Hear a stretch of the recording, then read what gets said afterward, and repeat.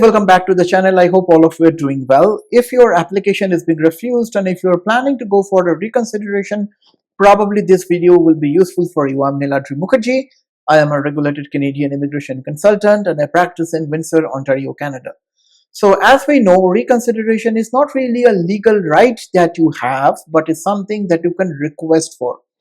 In order for you to request for a reconsideration, what you have to prove is that on the balance of probabilities, you have to prove that your application has not probably been dealt in a just way and that the officer has probably made an error either in the administration of the act or the administration of the fact or both the administration of act and facts. It's not an emotional exercise, it's a very legal exercise, if you will, and therefore the points have to be put in such a way so that the officer is really, the submission is compelling enough for the officer to reopen your file. Now, a reconsideration does not mean that an approval of that application. A reconsideration, a good reconsideration request usually compels the officer to reopen the file. That is a major achievement if your file is being reopened, and also if you are able to prove in your reconsideration request why your potential entry to Canada will be useful, why they should approve your application. Those facts are usually analyzed as well. From our experience, we have dealt with a ton of reconsideration in cases where it makes sense, because I typically do not take a case of reconsideration unless and until I'm convinced that the case at least have some reasonable grounds, some merits.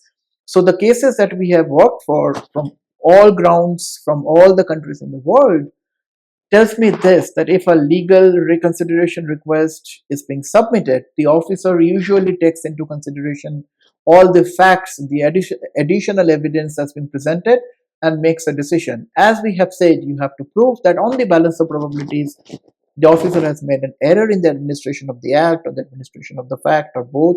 Why should the file be reopened? You have to provide as many legal precedents, case laws, etc. as possible. You have to talk about section 16, maybe section 25 or something else if that deserves attention, and make it a comprehensive legal submission. Also, after you submit the reconsideration request, it's expected that you give a reasonable time window to the IRCC to come up with a decision.